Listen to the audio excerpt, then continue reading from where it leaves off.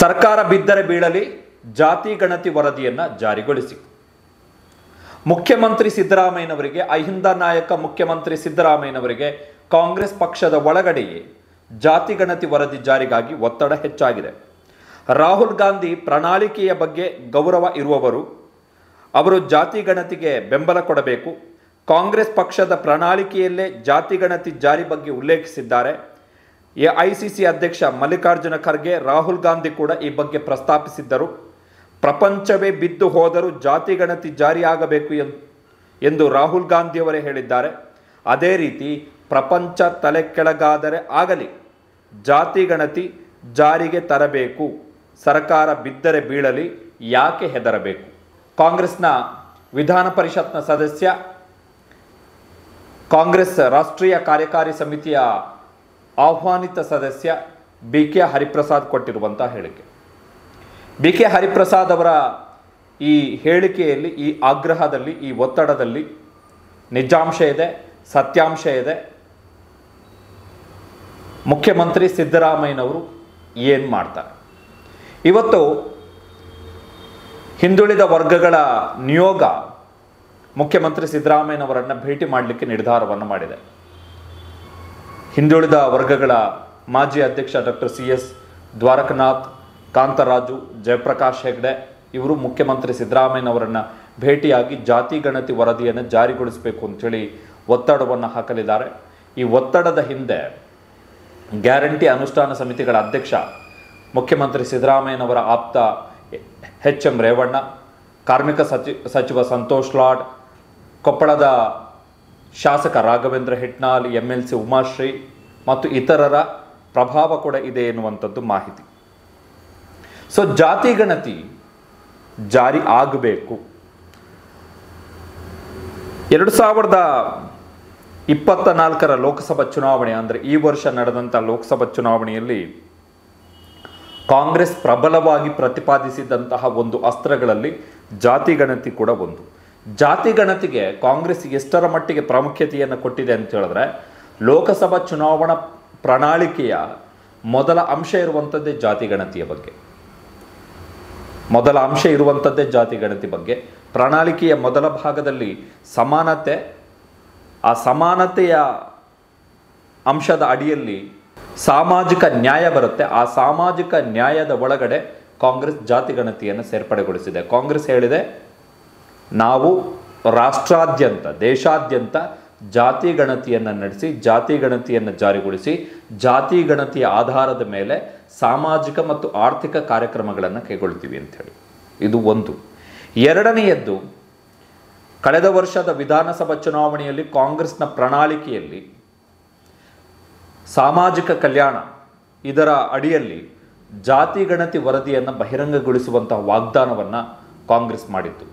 ಜೊತೆಗೆ SC ಮೀಸಲಾತಿಯ ಪ್ರಮಾಣವನ್ನು 13% 17%, ST ಮೀಸಲಾತಿಯ ಪ್ರಮಾಣವನ್ನು 4% 7%, BJP ಸರ್ಕಾರ ರದ್ದುಗೊಳಿಸಿದಂತಹ ಮುಸಲ್ಮಾನರ 4% ಮೀಸಲಾತಿಯನ್ನು ಮತ್ತೆ ಜಾರಿಗೊಳಿಸುವಂಥದ್ದು, ಒಕ್ಕಲಿಗರು ಮತ್ತು ಲಿಂಗಾಯತರ ಮೀಸಲಾತಿ ಪ್ರಮಾಣವನ್ನು ಹೆಚ್ಚಳ ಮಾಡುವಂಥದ್ದು, ಅದರ ಜೊತೆಗೆ ಒಟ್ಟಾರೆ ಶೇಕಡಾವಾರು ಮೀಸಲಾತಿ ಪ್ರಮಾಣವನ್ನು 75%ವರೆಗೆ ಹೆಚ್ಚಳ ಮಾಡುವುದಕ್ಕೆ ನಾವು ಕಟಿಬದ್ಧರಾಗಿದ್ದೀವಿ ಎನ್ನುವಂಥ ಘೋಷಣೆಯನ್ನು ಮಾಡಿತ್ತು. ಅದರ ಜೊತೆಗೆ ಒಳ ಮೀಸಲಾತಿಗೆ ಸಂಬಂಧಪಟ್ಟಂತಹ ಸದಾಶಿವ ಆಯೋಗದ ವರದಿಯನ್ನು ಕರ್ನಾಟಕ ವಿಧಾನಸಭೆಯ ಮೊದಲ ಅಧಿವೇಶನದಲ್ಲೇ ಮಂಡನೆ ಮಾಡ್ತೀವಿ, ಆ ಮುಖಾಂತರ ಕೇಂದ್ರ ಸರ್ಕಾರದ ಮೇಲೆ ಒತ್ತಡ ತರ್ತೀವಿ ಎನ್ನುವಂಥ ಘೋಷಣೆಯನ್ನು 2023ರ ಚುನಾವಣಾ ಪ್ರಣಾಳಿಕೆಯಲ್ಲಿ ಕಾಂಗ್ರೆಸ್ ಮಾಡಿತ್ತು. ಮೂರನೆಯ ಅಂಶ, ರಾಜಸ್ಥಾನ, ಮಧ್ಯಪ್ರದೇಶ, ಛತ್ತೀಸ್ಗಢ, ತೆಲಂಗಾಣ, ಆಂಧ್ರ ಪ್ರದೇಶದಲ್ಲಿ ನಡೆದಂತಹ ವಿಧಾನಸಭಾ ಚುನಾವಣೆಗಳಲ್ಲಿ ಕಾಂಗ್ರೆಸ್ ಎಲ್ಲ ರಾಜ್ಯಗಳಲ್ಲೂ ಕೂಡ ಜಾತಿ ಗಣತಿಯ ಬಗ್ಗೆ ಘೋಷಣೆಯನ್ನು ಮಾಡಿದೆ. ಎಲ್ಲ ರಾಜ್ಯಗಳಲ್ಲೂ ಕೂಡ, ರಾಜ್ಯಗಳ ಮಟ್ಟದಲ್ಲಿ ಎಲ್ಲ ರಾಜ್ಯಗಳಲ್ಲೂ ಕೂಡ ಜಾತಿ ಗಣತಿಯ ಬಗ್ಗೆ ಘೋಷಣೆ ಮಾಡಿದೆ. ಹರಿಯಾಣದಲ್ಲೂ ಕೂಡ ಜಾತಿ ಗಣತಿಯ ಬಗ್ಗೆ ಘೋಷಣೆ ಮಾಡಿದೆ. ಮಹಾರಾಷ್ಟ್ರದಲ್ಲೂ ಕೂಡ, ಏನು ಮುಂದಿನ ತಿಂಗಳು ಚುನಾವಣೆ ನಡೀಲಿಕ್ಕಿದೆ, ಮಹಾರಾಷ್ಟ್ರದಲ್ಲೂ ಕೂಡ ಜಾತಿ ಗಣತಿಯೇ ಕಾಂಗ್ರೆಸ್ನ ಪ್ರಮುಖ ಅಸ್ತ್ರಗಳಲ್ಲಿ ಒಂದು. ಕಾಂಗ್ರೆಸ್ನ ನಾಯಕ, ವಿರೋಧ ಪಕ್ಷದ ನಾಯಕರಾಗಿರುವಂತಹ ರಾಹುಲ್ ಗಾಂಧಿ ಅವರು ಜಾತಿ ಗಣತಿಗೆ ನಾವು ಕಟಿಬದ್ಧ ಜಾತಿ ಗಣತಿಯನ್ನು ಮಾಡೇ ಮಾಡ್ತೀವಿ, ಜಾತಿ ಗಣತಿ ಆಧಾರದ ಮೇಲೆಯೇ SC ST OBCಗಳಿಗೆ ಸಾಮಾಜಿಕ ಮತ್ತು ಆರ್ಥಿಕ ಕಾರ್ಯಕ್ರಮಗಳನ್ನು ರೂಪಿಸ್ತೀವಿ, ಅವರಿಗೆ ಸಾಮಾಜಿಕ ಆರ್ಥಿಕ ನ್ಯಾಯವನ್ನು ಕೊಡಿಸ್ತೀವಿ ಎನ್ನುವಂತಹ ಘೋಷಣೆಯನ್ನು ಪ್ರತಿ ಚುನಾವಣಾ ಭಾಷಣದಲ್ಲೂ ಮಾಡಿದ್ದಾರೆ, ಪ್ರತಿ ಚುನಾವಣಾ ಪ್ರಚಾರದಲ್ಲೂ ಮಾಡಿದ್ದಾರೆ. ಅವರ ಬಹುತೇಕ ಟ್ವೀಟ್ಗಳು ಕೂಡ ಜಾತಿ ಗಣತಿಯ ಬಗ್ಗೆ ಇರುವಂಥದ್ದು. ಜಾತಿ ಗಣತಿಯ ಬಗ್ಗೆ ಹಲವಾರು ಬಾರಿ ಟ್ವೀಟನ್ನು ಮಾಡಿದ್ದಾರೆ ಕಾಂಗ್ರೆಸ್ನ ನಾಯಕ ರಾಹುಲ್ ಗಾಂಧಿ ಅವರು. ಹೀಗಾಗಿ ಜಾತಿ ಗಣತಿ ಕಾಂಗ್ರೆಸ್ನ ಹೊಣೆಗಾರಿಕೆ, ಜವಾಬ್ದಾರಿ. ಜಾತಿ ಗಣತಿಗೆ ಕರ್ನಾಟಕದಲ್ಲೇ ಒಕ್ಕಲಿಗ ಮತ್ತು ಲಿಂಗಾಯತ ಕಾಂಗ್ರೆಸ್ ಶಾಸಕರು ವಿರೋಧವನ್ನು ವ್ಯಕ್ತಪಡಿಸಿದ್ದಾರೆ. KPCC ಅಧ್ಯಕ್ಷ DCM DK ಶಿವಕುಮಾರ್ ಅವರು ಕೂಡ ಜಾತಿ ಗಣತಿಗೆ ವಿರೋಧವನ್ನು ವ್ಯಕ್ತಪಡಿಸಿದರು. ಮಾಜಿ ಸಂಸದ DK ಸುರೇಶ್ ಅವರು ಇನ್ನು 1 ವರ್ಷ ಕಾಯಿರಿ ಅಂತ ಹೇಳಿದ್ದಾರೆ ಸಿದ್ದರಾಮಯ್ಯನವರಿಗೆ. ಈಗಲೇ ನಿರ್ಧಾರವನ್ನು ಕೈಗೊಳ್ಳುವಂಥದ್ದು ಬೇಡ, ಇನ್ನು 1 ವರ್ಷ ಕಾಯಿರಿ ಅಂತೇಳಿ. ಅತ್ತ ಶಾಮನೂರು ಶಿವಶಂಕರಪ್ಪ ಅವರು ಕೂಡ ಜಾತಿ ಗಣತಿ ವರದಿ ಜಾರಿಗೆ ವಿರೋಧವನ್ನು ವ್ಯಕ್ತಪಡಿಸಿದ್ದಾರೆ. ಹಾಗಾದರೆ ಸಿದ್ದರಾಮಯ್ಯನವರು ಈಗ ಏನು ಮಾಡಬೇಕು? ಸಿದ್ದರಾಮಯ್ಯನವರ ರಾಜಕೀಯ ಜೀವನದ ಅತ್ಯಂತ ಪ್ರಮುಖ ಘಟ್ಟ 2013ರಿಂದ 2018ರವರೆಗೆ ಅವರು ಮುಖ್ಯಮಂತ್ರಿಯಾಗಿದ್ದು, ಬಳಿಕ ಮತ್ತೆ ಈಗ 2023ರಿಂದ 2ನೇ ಬಾರಿಗೆ ಮುಖ್ಯಮಂತ್ರಿ ಆಗಿರುವಂಥದ್ದು. ಸಿದ್ದರಾಮಯ್ಯನವರು ಮುಖ್ಯಮಂತ್ರಿ ಆಗಲಿಕ್ಕೆ ಅವರ ಹಿಂದೆ ಬೆಂಬಲವಾಗಿ ಅವರಿಗೆ ಶಕ್ತಿಯಾಗಿ ನಿಂತಿದ್ದೇ ಅಹಿಂದ ಸಮುದಾಯ. ಸೊ ಸಿದ್ದರಾಮಯ್ಯನವರು ತಾವು ಅನುಭವಿಸಿದಂತಹ ಅತ್ಯುನ್ನತ ರಾಜಕೀಯ ಫಲದ ಹಿಂದೆ ತಾವು ಅನುಭವಿಸಿದಂತಹ ಅತ್ಯುನ್ನತ ರಾಜಕೀಯ ಲಾಭದ ಹಿಂದೆ ಅಹಿಂದ ಶಕ್ತಿ ಇರುವಂಥದ್ದು. ಈಗ ಸಿದ್ದರಾಮಯ್ಯನವರ ಪತ್ನಿ 14 ನಿವೇಶನಗಳನ್ನು ಪರಿಹಾರ ರೂಪದಲ್ಲಿ ಪಡೆದರು. ಅದರ ವಿರುದ್ಧ ತನಿಖೆಗೆ ರಾಜ್ಯಪಾಲರು ಅನುಮತಿಯನ್ನು ಕೊಟ್ಟರು ಎನ್ನುವಂತಹ ಸಂದರ್ಭದಲ್ಲೂ ಕೂಡ ಸಿದ್ದರಾಮಯ್ಯನವರ ಪರವಾಗಿ ಅವರ ಬೆನ್ನಿಗೆ ಗಟ್ಟಿಯಾಗಿ ನಿಂತಿರುವಂಥದ್ದು ಅಹಿಂದ ಸಮುದಾಯ. ಸೊ ಯಾರು 2 ಬಾರಿ, ಮೊದಲನೇ ಬಾರಿಗೆ ಪೂರ್ಣಾವಧಿಗೆ, ಅದಾದ ಬಳಿಕ ಮತ್ತೆ 2ನೇ ಬಾರಿಗೆ ಮುಖ್ಯಮಂತ್ರಿಯಾಗಿ ಅಧಿಕಾರವನ್ನು ಅನುಭವಿಸ್ತಾ ಇದ್ದಾರೋ ಅಂತಹ ಸಿದ್ದರಾಮಯ್ಯ, ತಮ್ಮನ್ನು ತಾವು ಅಹಿಂದ ನಾಯಕ ಅಂತೇಳಿ ಹೇಳಿಕೊಳ್ಳುವಂತಹ ಸಿದ್ದರಾಮಯ್ಯನವರು ಜಾತಿ ಗಣತಿ ವರದಿಯನ್ನು ಜಾರಿಗೊಳಿಸಬೇಕು. ಅದು ಅವರ ಪರ್ಸನಲ್ ಕಮಿಟ್ಮೆಂಟ್ ಕೂಡ ಹೌದು, ವೈಯಕ್ತಿಕ ಹೊಣೆಗಾರಿಕೆ, ಜವಾಬ್ದಾರಿ. ಒಂದು ವೇಳೆ ಸಿದ್ದರಾಮಯ್ಯನವರು ತಮ್ಮ ಅಧಿಕಾರ ಅಂತ್ಯ ಆಗುವುದಕ್ಕಿಂತಲೂ ಮುಂಚೆ, ಅಂದರೆ ತಾವು CM ಸ್ಥಾನದಿಂದ ಇಳಿಯುವುದಕ್ಕಿಂತಲೂ ಮುಂಚೆ ಜಾತಿ ವರದಿಯನ್ನು ಜಾರಿಗೊಳಿಸದೆ ಹೋದರೆ ಅದು ಸಿದ್ದರಾಮಯ್ಯನವರ ರಾಜಕೀಯ ಜೀವನದ ಅತ್ಯಂತ ದೊಡ್ಡ ಕಳಂಕ, ಅತ್ಯಂತ ದೊಡ್ಡ ಹಿನ್ನಡೆ, ಜೊತೆಗೆ ಅತ್ಯಂತ ದೊಡ್ಡ ವೈಫಲ್ಯ. 2023ರ ವಿಧಾನಸಭಾ ಚುನಾವಣೆಯ ಸಂದರ್ಭದಲ್ಲಿ ಸಿದ್ದರಾಮಯ್ಯನವರು ನಿರಂತರವಾಗಿ ಚುನಾವಣಾ ಭಾಷಣಗಳಲ್ಲಿ ಹೇಳಿದ್ದಾರೆ. 2018ರಲ್ಲಿ HD ಕುಮಾರಸ್ವಾಮಿ ಅವರು ಮುಖ್ಯಮಂತ್ರಿ ಆಗಿದ್ದಂತಹ ವೇಳೆ ಹಿಂದುಳಿದ ವರ್ಗಗಳ ಸಚಿವರಾಗಿದ್ದಂತಹ ಪುಟ್ಟರಂಗ ಶೆಟ್ಟಿ ಅವರು ಜಾತಿ ಗಣತಿ ವರದಿಯನ್ನು ಸ್ವೀಕಾರ ಮಾಡಲಿಕ್ಕೆ ಸಿದ್ಧರಿದ್ದರೂ ಕೂಡ ಕುಮಾರಸ್ವಾಮಿ ಅವರು ಅಡ್ಡಿಪಡಿಸಿದ್ರು ಅಂತೇಳಿ. ಬಟ್ ಇದೇ ವರ್ಷದ ಮಾರ್ಚ್ನಲ್ಲಿ ಜಯಪ್ರಕಾಶ್ ಹೆಗ್ಡೆ ಅವರು ಮುಖ್ಯಮಂತ್ರಿ ಸಿದ್ದರಾಮಯ್ಯನವರ ಕೈಗೆ ಜಾತಿ ಗಣತಿ ವರದಿಯನ್ನು ಕೊಟ್ಟಾಗಿದೆ. ಇವರು ಅಡ್ಡಿಪಡಿಸಿದ್ರು, ಇವರಿಂದ ತೊಂದರೆ ಆಯಿತು, ಇವರಿಂದ ಜಾತಿ ಗಣತಿ ವರದಿ ಮಂಡನೆ ಮಾಡಲಿಕ್ಕೆ ಆಗಲಿಲ್ಲ ಅಂತ ಸಬೂಬನ್ನು ಹೇಳಲಿಕ್ಕೆ, ನೆಪಗಳನ್ನು ಹೇಳಲಿಕ್ಕೆ ಅವಕಾಶಗಳಿಲ್ಲ. ಬಿಕಾಸ್ ಈಗ ವರದಿ ಮುಖ್ಯಮಂತ್ರಿ ಸಿದ್ದರಾಮಯ್ಯನವರ ಕೈಯಲ್ಲಿದೆ. ಅಹಿಂದ ನಾಯಕರಾಗಿ ಮೊದಲ ಅವಧಿಗೆ ಪೂರ್ಣಾವಧಿ 5 ವರ್ಷ, ಅದಾದ ಬಳಿಕ ಮತ್ತೆ ಮುಖ್ಯಮಂತ್ರಿ ಆಗಿರುವಂತಹ ಸಿದ್ದರಾಮಯ್ಯನವರ ವೈಯಕ್ತಿಕ ಹೊಣೆಗಾರಿಕೆ ಮತ್ತು ಜವಾಬ್ದಾರಿ ಜಾತಿ ಗಣತಿ ವರದಿಯನ್ನು ಜಾರಿಗೊಳಿಸುವಂಥದ್ದು. ಕಾಂಗ್ರೆಸ್ನಲ್ಲಿ ಒಕ್ಕಲಿಗ ಮತ್ತು ಲಿಂಗಾಯತ ಶಾಸಕರು ವಿರೋಧವನ್ನು ವ್ಯಕ್ತಪಡಿಸಿದ್ದಾರೆ ಜಾತಿ ಗಣತಿ ವರದಿಯ ಜಾರಿಗೆ. ಬಟ್ ಇಲ್ಲಿ ಕಾಂಗ್ರೆಸ್ನಲ್ಲಿರುವಂತಹ ಆ ಒಕ್ಕಲಿಗ ಮತ್ತು ಲಿಂಗಾಯತ ಶಾಸಕರಿಗೆ ಕೇಳಬೇಕಾಗಿರುವಂತಹ ಪ್ರಶ್ನೆ ಏನು ಅಂತ ಹೇಳಿದ್ರೆ, 2023ರ ವಿಧಾನಸಭಾ ಚುನಾವಣೆಯ ಸಂದರ್ಭದಲ್ಲಿ ಪ್ರಣಾಳಿಕೆ ಘೋಷಣೆಯಾದಂತಹ ಸಂದರ್ಭದಲ್ಲಿ ಜಾತಿ ಗಣತಿ ವರದಿಯನ್ನು ನಾವು ಸ್ವೀಕಾರ ಮಾಡ್ತೀವಿ, ಜಾತಿ ಗಣತಿ ವರದಿಯಲ್ಲಿರುವಂತಹ ಅಂಶಗಳನ್ನು ಬಹಿರಂಗಗೊಳಿಸ್ತೀವಿ ಎನ್ನುವಂತಹ ಘೋಷಣೆಯನ್ನು ಮಾಡದಂತಹ ಸಂದರ್ಭದಲ್ಲಿ ಪ್ರಣಾಳಿಕೆಯಲ್ಲೇ ಪಕ್ಷದ ಅಧಿಕೃತ ವಾಗ್ದಾನ ಪುಸ್ತಕ, ಅದು ಪಕ್ಷದ ಕಾರ್ಯಕರ್ತರಿಗೆ, ಪಕ್ಷದ ಶಾಸಕರಿಗೆ, ಪಕ್ಷದ ಅಭ್ಯರ್ಥಿಗಳಿಗೆ ನಿಜವಾದ ಭಗವದ್ಗೀತೆ ಏನು ಅಂತ ಹೇಳಿದ್ರೆ ಅದೇ ಪ್ರಣಾಳಿಕೆ, ನಿಜವಾದ ವಾಗ್ದಾನ ಪುಸ್ತಕ ಅದು. ಕಾರಣ ಏನು ಅಂತ ಹೇಳಿದ್ರೆ ಪ್ರಣಾಳಿಕೆಯಲ್ಲಿ ಏನು ಘೋಷಣೆಯನ್ನು ಮಾಡ್ತಾರೆ ಅದನ್ನು ಯಥಾವತ್ತು ಸರ್ಕಾರ ಜಾರಿಗೆ ತರುತ್ತೆ. ಅದರಲ್ಲೂ ಕೂಡ ವಿಶೇಷವಾಗಿ ಸಿದ್ದರಾಮಯ್ಯನವರ ಮತ್ತು ಡಿ ಕೆ ಶಿವಕುಮಾರ್ ಅವರ ಸರ್ಕಾರ ತಾವು ಬಂದ ಬಳಿಕ ನುಡಿದಂತೆ ನಡೆದಿದ್ದೇವೆ, ನಾವು ಪ್ರಣಾಳಿಕೆಯಲ್ಲಿ ಏನು ಭರವಸೆಗಳನ್ನು ಕೊಟ್ಟಿದ್ದೀವಿ ಅದನ್ನು ಯಥಾವತ್ತು ಜಾರಿಗೊಳಿಸ್ತಾ ಇದ್ದೀವಿ ಎನ್ನುವಂತಹ ಜಾಹೀರಾತನ್ನು ಎಲ್ಲ ಕಡೆ ಕೊಟ್ಟಿದೆ.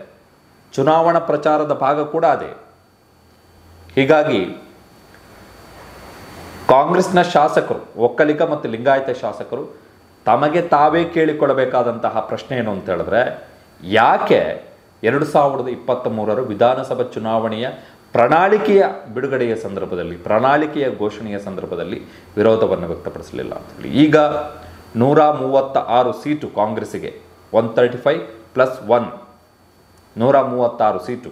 ಈಗ ಚುನಾವಣೆ ಗೆದ್ದಾದ ಬಳಿಕ ಜಾತಿ ಗಣತಿ ವರದಿ ಜಾರಿಗೆ ವಿರೋಧವನ್ನು ವ್ಯಕ್ತಪಡಿಸೋದರಲ್ಲಿ ಯಾವುದೇ ಅರ್ಥವೂ ಇಲ್ಲ. ಜೊತೆಗೆ ಒಕ್ಕಲಿಗ ಮತ್ತು ಲಿಂಗಾಯತ ಸಮುದಾಯ ರಾಜ್ಯದ ವಿಧಾನಸಭೆಗಳಲ್ಲಿ ತನ್ನದೇ ಆದಂತಹ ಪ್ರಭಾವವನ್ನು ಹೊಂದಿದೆ ನಿಜ. ಆದರೆ ಅಹಿಂದ ಸಮುದಾಯದ ಮತಗಳ ಬೆಂಬಲ ಇಲ್ಲದೆ ಒಕ್ಕಲಿಗ ಮತ್ತು ಲಿಂಗಾಯತ ಅಭ್ಯರ್ಥಿಗಳು ತಮ್ಮ ತಮ್ಮ ಕ್ಷೇತ್ರದಲ್ಲಿ ಗೆದ್ದು ಶಾಸಕರಾಗಲಿಕ್ಕೆ ಸಾಧ್ಯವೇ? That is the question. ಯಾರೇ ಒಕ್ಕಲಿಗ ಚುನಾವಣಾ ಅಭ್ಯರ್ಥಿ ಇರ್ಬೋದು, ಯಾರೇ ಲಿಂಗಾಯತ ಅಭ್ಯರ್ಥಿ ಇರ್ಬೋದು, ಅವರು ತಮ್ಮ ಕ್ಷೇತ್ರದಲ್ಲಿ ನಮಗೆ ಅಹಿಂದ ಮತಗಳು ಬೇಡ, ನಮಗೆ ನಮ್ಮ ಜಾತಿ ಮತಗಳು ಇದ್ದರೆ ಸಾಕು ಅಂತೇಳಿ ಘೋಷಣೆಯನ್ನು ಮಾಡಿ ಚುನಾವಣೆಗೆ ಗೆಲ್ಲಲಿಕ್ಕೆ ಸಾಧ್ಯವೇ ಇಲ್ಲ. ಕರ್ನಾಟಕದ 224 ಕ್ಷೇತ್ರಗಳಲ್ಲೂ ಕೂಡ ಸಾಧ್ಯ ಇಲ್ಲ ವಿದೌಟ್ ಅಹಿಂದ ವೋಟ್ಸ್. ಕ್ಷೇತ್ರದಲ್ಲಿ ಲಿಂಗಾಯತರ ಮತಗಳು ಜಾಸ್ತಿ ಇರ್ಬೋದು, ಒಕ್ಕಲಿಗರ ಮತಗಳು ಜಾಸ್ತಿ ಇರ್ಬೋದು. ಹಾಗೆಂದ ಮಾತ್ರಕ್ಕೆ ಅಹಿಂದ ಮತಗಳನ್ನು ಕಡೆಗಣಿಸಿ ನಾವು ಚುನಾವಣೆಯನ್ನು ಗೆಲ್ತೀವಿ ಎನ್ನುವಂತಹ ಸಾಧ್ಯತೆಯಲ್ಲಿ ಅದು ಕಾಂಗ್ರೆಸ್ ಮಾತ್ರ ಅಲ್ಲ, BJP JDSನ ಶಾಸಕರು ಕೂಡ ಅಷ್ಟೇ, ಕಾಂಗ್ರೆಸ್ನ ಒಕ್ಕಲಿಗ ಲಿಂಗಾಯತ ಶಾಸಕರು ಕೂಡ ಅಷ್ಟೇ. ಯಾವ ಪಕ್ಷದ ಒಕ್ಕಲಿಗ ಲಿಂಗಾಯತ ಶಾಸಕರು ಕೂಡ ವಿದೌಟ್ ಅಹಿಂದ ವೋಟ್ಸ್ ಚುನಾವಣೆಯನ್ನು ಗೆಲ್ಲಲಿಕ್ಕೆ ಸಾಧ್ಯ ಇಲ್ಲ. ಬಿಕಾಸ್ ಎಲ್ಲ ವಿಧಾನಸಭಾ ಕ್ಷೇತ್ರಗಳಲ್ಲೂ ಕೂಡ ಅಹಿಂದ ಮತಗಳು ಚುನಾವಣಾ ಫಲಿತಾಂಶವನ್ನು ನಿರ್ಧಾರ ಮಾಡುವಷ್ಟರ ಮಟ್ಟಿಗೆ ಶಕ್ತಿಯನ್ನು ಹೊಂದಿವೆ. ಒಂದು ವೇಳೆ ಅವು ಕನ್ಸಾಲಿಡೇಟ್ ಆದರೆ ಬ್ಯಾಕ್ ಫೈರ್ ಆಗುತ್ತೆ. ಯಾರೆಲ್ಲ ಈಗ ವಿರೋಧವನ್ನು ವ್ಯಕ್ತಪಡಿಸ್ತಾ ಇದ್ದಾರೆ ಅವರು ಚುನಾವಣೆಯ ಸಂದರ್ಭದಲ್ಲೇ ವಿರೋಧ ವ್ಯಕ್ತಪಡಿಸಬೇಕಿತ್ತು, ಬೇಡ ನಮಗಿದು ಅಂಥೇಳಿ. ಈಗ ಶಾಮನೂರು ಶಿವಶಂಕರಪ್ಪ ಚುನಾವಣೆಯ ಸಂದರ್ಭದಲ್ಲೇ ಹೇಳಬೇಕಿತ್ತು, ನಾವು ಜಾತಿ ಗಣತಿ ವರದಿಗೆ ವಿರೋಧ ಇದ್ದೀವಿ, ಬೇಡ ಇದು ಅಂಥೇಳಿ. ಡಿ ಕೆ ಶಿವಕುಮಾರ್ ಅವತ್ತೇ ಹೇಳಬೇಕಿತ್ತು, ಡಿ ಕೆ ಸುರೇಶ್ ಅವರು ಕೂಡ ಅವತ್ತೇ ಹೇಳಬೇಕಿತ್ತು. In case D K Suresh ಅವರು ಚನ್ನಪಟ್ಟಣದಲ್ಲಿ ಉಪಚುನಾವಣೆಗೆ ನಿಂತರೆ ಉಪಚುನಾವಣೆಯ ಸಂದರ್ಭದಲ್ಲಿ ಡಿ ಕೆ ಸುರೇಶ್ ಅವರು ಹೇಳಲಿಕ್ಕೆ ಸಾಧ್ಯನಾ ನಾವು ಜಾತಿ ಗಣತಿಗೆ ವಿರೋಧ ಇದ್ದೀವಿ ಅಂತೇಳಿ? ಖಂಡಿತ ಸಾಧ್ಯ ಇಲ್ಲ. ಡಿ ಕೆ ಸುರೇಶ್ ಅವರು ಯಾಕೆ 1 ವರ್ಷ ಏನಕ್ಕೆ ಟೈಮ್ ಕೇಳ್ತಾ ಇದ್ದಾರೆ? That is also question. ಏನಕ್ಕೆ? ಈಗ ನಿರೀಕ್ಷೆ ಇರುವಂಥದ್ದು ಸಿದ್ದರಾಮಯ್ಯನವರು ಮುಖ್ಯಮಂತ್ರಿ ಸ್ಥಾನದಲ್ಲಿ ಎಲ್ಲಿವರೆಗಿರ್ತಾರೆ ಅದರ ಒಳಗಡೆ ಜಾತಿ ಗಣತಿ ವರದಿ ಜಾರಿಯಾಗುತ್ತೆ. ಸಿದ್ದರಾಮಯ್ಯನವರು ಒಂದು ವೇಳೆ ಮುಖ್ಯಮಂತ್ರಿ ಸ್ಥಾನದಿಂದ ಇಳಿದ್ರೆ ಜಾತಿ ಗಣತಿ ವರದಿ ಮೂಲೆ ಸೇರುತ್ತೆ, ಜಾರಿ ಆಗಲ್ಲ, ಸಮನ್ವಯತೆಯ ಕೊರತೆ ಕಾಡುತ್ತೆ, ಮತ್ತೆ ತೊಂದರೆ ಆಗತ್ತೆ ಅಂಥೇಳಿ. ಸೊ ಇದು ಸಿದ್ದರಾಮಯ್ಯನವರ ವೈಯಕ್ತಿಕ ಹೊಣೆಗಾರಿಕೆ ಕೂಡ ಹೌದು. ಸಂಪುಟದ ಮುಂದೆ ಜಾತಿ ಗಣತಿ ವರದಿಯನ್ನು ಮುಂದಿಟ್ಟು ಅದನ್ನು ಬಹಿರಂಗಪಡಿಸಿ ಅದರ ಆಧಾರದ ಮೇಲೆ ತಮ್ಮ ಬಜೆಟ್ನಲ್ಲಿ ಕಾರ್ಯಕ್ರಮಗಳನ್ನು ಕೊಡುವಂಥದ್ದು ಸಿದ್ದರಾಮಯ್ಯನವರ ವೈಯಕ್ತಿಕ ಜವಾಬ್ದಾರಿ, ಹೊಣೆಗಾರಿಕೆ. ಬಿಕಾಸ್ ಅಹಿಂದದ ಬೆಂಬಲದಿಂದಲೇ ಸಿದ್ದರಾಮಯ್ಯನವರು ಈ ರಾಜ್ಯದಲ್ಲಿ 2ನೇ ಬಾರಿ ಮುಖ್ಯಮಂತ್ರಿ ಆಗಿರುತ್ತಾರೆ.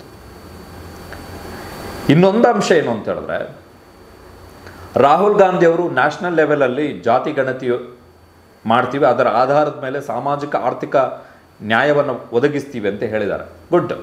ಆದರೆ ಕರ್ನಾಟಕದಲ್ಲಿ ಜಾತಿ ಗಣತಿಯಾಗಿ ಜಾತಿ ಗಣತಿ ವರದಿ ಅವರದ್ದೇ ಪಕ್ಷದ ಸರ್ಕಾರದ ಕೈ ಸೇರಿ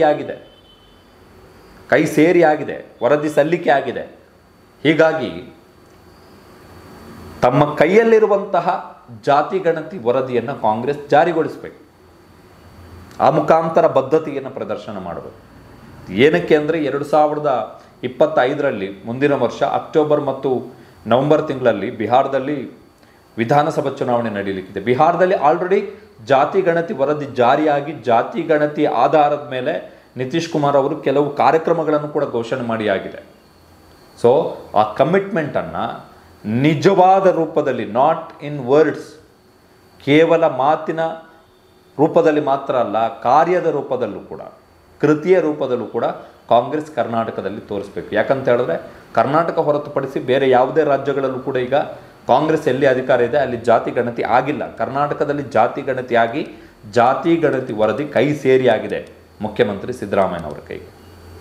ಸೊ ಇದು ಕಾಂಗ್ರೆಸ್ನವರ ಒಟ್ಟಾರೆ ಜವಾಬ್ದಾರಿ, ಮುಖ್ಯಮಂತ್ರಿ ಸಿದ್ದರಾಮಯ್ಯನವರ ವೈಯಕ್ತಿಕ ಜವಾಬ್ದಾರಿ. ಸೋರಿಕೆ ಆಗಿರುವಂತಹ ಜಾತಿ ಗಣತಿ ವರದಿಯ ಪ್ರಕಾರ ಕರ್ನಾಟಕದಲ್ಲಿ SC ಸಮುದಾಯದ ಜನಸಂಖ್ಯೆ 19.5% ಮುಸಲ್ಮಾನರ ಜನಸಂಖ್ಯೆ 16%, ಒಕ್ಕಲಿಗರ ಜನಸಂಖ್ಯೆ 14%, ಲಿಂಗಾಯತರ ಜನಸಂಖ್ಯೆ 11%. ಇದರ ಪೈಕಿ ಹಿಂದುಳಿದ ವರ್ಗಗಳ ಒಟ್ಟು ಜನಸಂಖ್ಯೆ ಇರುವಂಥದ್ದು 20%. ಆ ಹಿಂದುಳಿದ ವರ್ಗಗಳ ಸಮುದಾಯದಲ್ಲಿ 7% ಜನಸಂಖ್ಯೆ ಕುರುಬ ಸಮುದಾಯಕ್ಕಿದೆ. ಅಂದರೆ SC, ST, ಮುಸಲ್ಮಾನ ಮತ್ತು ದಲಿತ ಈ ಸಮುದಾಯಗಳ ಜನಸಂಖ್ಯೆಯೇ 60% ದಾಟುತ್ತೆ. SC, ST, ಕುರುಬ, SC, ST, ಮುಸಲ್ಮಾನ ಮತ್ತು ಹಿಂದುಳಿದ ವರ್ಗಗಳ ಜನಸಂಖ್ಯೆಯೇ 60% ದಾಟುತ್ತೆ ಒಟ್ಟಾರೆ ಪಾಪ್ಯುಲೇಷನ್ನಲ್ಲಿ. ಲಿಂಗಾಯತರು ಮತ್ತು ಒಕ್ಕಲಿಗರ ಜನಸಂಖ್ಯೆ 25%. ಸೊ ಈಗ ಬದ್ಧತೆ ಪ್ರದರ್ಶನ ಮಾಡಬೇಕು. ಆಮೇಲೆ ಇನ್ ಕೇಸ್ ಜಾತಿ ಗಣತಿ ವರದಿ ಜಾರಿಗೊಳಿಸುವಂತಹ ದಿಟ್ಟ ನಿರ್ಧಾರವನ್ನು ಸಿದ್ದರಾಮಯ್ಯನವರು ತಮ್ಮ ಪಕ್ಷದ ಒಳಗಡೆ ಇರುವಂತಹ ವಿರೋಧವನ್ನು ಎದುರು ಹಾಕಿಕೊಂಡು ಮಾಡಿದ್ರು ಅಂತ ಆದರೂ ಕೂಡ ಕಾಂಗ್ರೆಸ್ನ ಯಾವ ಒಕ್ಕಲಿಗ ಶಾಸಕ ರಾಜೀನಾಮೆ ಕೊಡ್ತಾರೆ? ಕಾಂಗ್ರೆಸ್ನ ಯಾವ ಲಿಂಗಾಯತ ಶಾಸಕರು ರಾಜೀನಾಮೆ ಕೊಡ್ತಾರೆ? ಯಾರು? ST ಮೀಸಲಾತಿ ಪ್ರಮಾಣವನ್ನು ಹೆಚ್ಚಳ ಮಾಡಬೇಕು ಅಂತೇಳಿ BJP ಸರ್ಕಾರದ ಅವಧಿಯಲ್ಲಿ ವಾಲ್ಮೀಕಿ ಸ್ವಾಮೀಜಿ ಪ್ರತಿಭಟನೆಯನ್ನು ಕೈಗೊಂಡರು, ಸುದೀರ್ಘ ಅವಧಿಗೆ ಪ್ರತಿಭಟನೆಯನ್ನು ಕೈಗೊಂಡರು. ಆ ಸಂದರ್ಭದಲ್ಲಿ BJPಯ ಶಾಸಕರು ಒಂದು ನಾಟಕವನ್ನು ಮಾಡಿದ್ರು. ಇಂತಹ ದಿನದ ಒಳಗಡೆ ನೀವು ಮೀಸಲಾತಿಯನ್ನು ಹೆಚ್ಚಳ ಮಾಡದೆ ಹೋದರೆ ನಾವು ಶಾಸಕ ಸ್ಥಾನಕ್ಕೆ ರಾಜೀನಾಮೆ ಕೊಡ್ತೀವಿ ಅಂತ. ಕೊಡಲೇ ಇಲ್ವಲ್ಲ. ಶಾಸಕ ಸ್ಥಾನಕ್ಕೆ ರಾಜೀನಾಮೆ ಯಾರಿಗೆ ಕೊಡಬೇಕು? ಹೋಗಿ ಸ್ಪೀಕರಿಗೆ ಕೊಡಬೇಕು. ಸ್ಪೀಕರಿಗೆ ರಾಜೀನಾಮೆ ಪತ್ರ ಕೊಟ್ಟು ಸ್ಪೀಕರ್ ಅಂಗೀಕಾರ ಮಾಡಬೇಕು. ಅವರದ್ದೇ ಪಕ್ಷದ ಸ್ಪೀಕರು ಅಂಗೀಕಾರ ಮಾಡ್ತಾರಾ? BJP ಸರ್ಕಾರದ ಅವಧಿಯಲ್ಲಿ ಆಗಿದ್ದು ಇದೇ ನಾಟಕ. ರಾಮುಲು ಇರ್ಬೋದು, ಆ ST ಸಮುದಾಯಕ್ಕೆ ಸೇರಿದಂತಹ ಶಾಸಕರು ರಾಜೀನಾಮೆ ಕೊಡ್ತೀವಿ ಗಡುವೆಲ್ಲ ಕೊಟ್ಟರ ರಾಜೀನಾಮೆ ಕೊಡಲೇ ಇಲ್ಲ.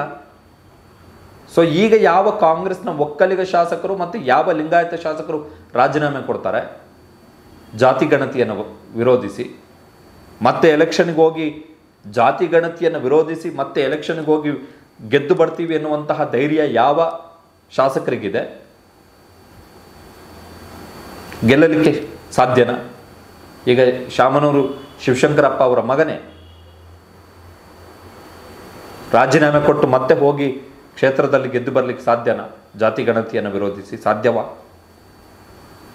ಸೊ ಈ ಬೆದರಿಕೆಯ ತಂತ್ರಗಳಿಗೆ ಮುಖ್ಯಮಂತ್ರಿ ಸಿದ್ದರಾಮಯ್ಯನವರು ಹೆದರಬಾರ್ದು. ಬಿಕಾಸ್ ಇದು ಅವರ ಪರ್ಸನಲ್ ಕಮಿಟ್ಮೆಂಟ್, ವೈಯಕ್ತಿಕ ಹೊಣೆಗಾರಿಕೆ, ಜವಾಬ್ದಾರಿ, ತಮ್ಮ ಬದ್ಧತೆಯನ್ನು ಪ್ರದರ್ಶನ ಮಾಡಬೇಕು ಸಿದ್ದರಾಮಯ್ಯನವರು ಮತ್ತೆ ಮುಖ್ಯಮಂತ್ರಿ ಆಗಲ್ಲ. ಈ ಕೊನೆಯ ಮುಖ್ಯಮಂತ್ರಿಗಿರಿ ಏನಿದೆ ಅದರಲ್ಲಿ ಮುಖ್ಯಮಂತ್ರಿ ಸಿದ್ದರಾಮಯ್ಯನವರು ಜಾತಿ ಗಣತಿ ವರದಿಯನ್ನು ಜಾರಿಗೊಳಿಸದೆ ಬದ್ಧತೆಯನ್ನು ಪ್ರದರ್ಶನ ಮಾಡದೆ ಹೋದರೆ ಅದು ಸಿದ್ದರಾಮಯ್ಯನವರ ರಾಜಕೀಯ ಜೀವನದ ಅತ್ಯಂತ ದೊಡ್ಡ ಕಳಂಕ, ಅತ್ಯಂತ ದೊಡ್ಡ ಹಿನ್ನಡೆ. ಜೊತೆಗೆ ಅಹಿಂದ ಸಮುದಾಯಕ್ಕೆ ಸಿದ್ದರಾಮಯ್ಯನವರು ಮಾಡಬಹುದಾದಂತಹ ಅತ್ಯಂತ ದೊಡ್ಡ ದ್ರೋಹ, ವಿಶ್ವಾಸಘಾತುಕತನ, ಜೊತೆಗೆ ನಯವಂಚನೆ. ಸೊ ಇದು ಸಿದ್ದರಾಮಯ್ಯನವರ ಮೊದಲ ಜವಾಬ್ದಾರಿ. ಕಾಂಗ್ರೆಸ್ ಆಸ್ ಎ ಪಾರ್ಟಿ ಪ್ರಣಾಳಿಕೆಯಲ್ಲಿ ಹೇಳಿರೋದ್ರಿಂದಾಗಿ ಪಕ್ಷವಾಗಿ ಅದರ ಜವಾಬ್ದಾರಿ. ರಾಹುಲ್ ಗಾಂಧಿ ಮತ್ತು ಮಲ್ಲಿಕಾರ್ಜುನ ಖರ್ಗೆ ಇಬ್ಬರು ಕೂಡ, ಮಲ್ಲಿಕಾರ್ಜುನ ಖರ್ಗೆ ದಲಿತ ಸಮುದಾಯದವರು, ರಾಹುಲ್ ಗಾಂಧಿ ಅವರು ರಾಷ್ಟ್ರೀಯ ಮಟ್ಟದಲ್ಲೂ ಜಾತಿ ಗಣತಿಯನ್ನು ಜಾರಿಗೆ ತರ್ತೀವಿ ಮತ್ತು ಎಲ್ಲ ರಾಜ್ಯಗಳಲ್ಲೂ ಕೂಡ ಜಾತಿ ಗಣತಿಯ ಬಗ್ಗೆ ಘೋಷಣೆಯನ್ನು ಮಾಡಿರೋದ್ರಿಂದ ಅದು ಅವರ ಜವಾಬ್ದಾರಿ ಕೂಡ. ಸೊ ವಿದೌಟ್ ಎನಿ ಡಿಲೇ, ಇದನ್ನು ಡಿಲೇ ಮಾಡಿದಷ್ಟು ಏನೂ ಪ್ರಯೋಜನ ಆಗಲ್ಲ. ಯಾಕಂತ ಹೇಳಿದ್ರೆ ವರದಿಯಲ್ಲಿರುವ ಅಂಶಗಳೇನು ಬದಲಾಗಲ್ಲ, ಅದೇ ಇರುತ್ತೆ. ಯಾಕೆ ಡಿಲೇ ಮಾಡಬೇಕು ಹಂಗಾದ್ಮೇಲೆ? So Siddaramaiah should show his commitment. Ahinda ಸಮುದಾಯಕ್ಕೆ ತಮಗಿರುವಂತಹ ನಿಜವಾದ ಬದ್ಧತೆಯನ್ನು ಮುಖ್ಯಮಂತ್ರಿ ಸಿದ್ದರಾಮಯ್ಯನವರು ಜಾತಿ ಗಣತಿ ವರದಿಯ ಜಾರಿಯ ಮುಖಾಂತರ ಪ್ರದರ್ಶನ ಮಾಡಬೇಕು.